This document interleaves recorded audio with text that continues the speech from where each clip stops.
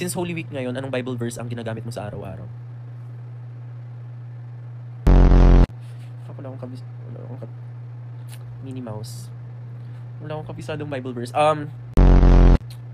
John 3:16. For God so loved the world.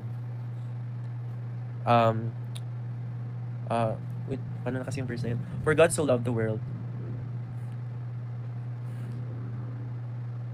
For God so loved the world, for this thy gift.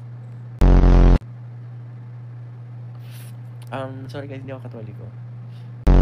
Pero yun, for God so loved the world, for this thy gift. Bakit? Ganun ba yun? Bakit parang mali? For God so loved the world, for this thy gift, that He gave His only begotten Son from thy bounty. For God so loved the world that He... Basta, okay. Basta yun, John 3:16. Ganda yun, ganda yun. So, di ba yung kahapon, Monday, Thursday.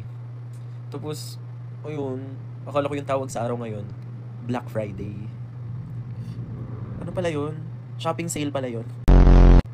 So, ang tama pala is, ano yung tama? Good Friday. Sorry. Sinong nag-chat nung lasing na ako? Lasing ka? Na yung Holy Week? Tawag mo dyan, holy shot.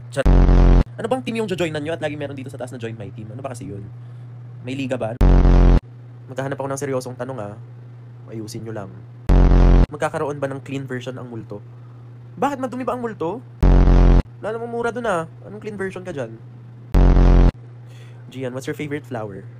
My favorite flower?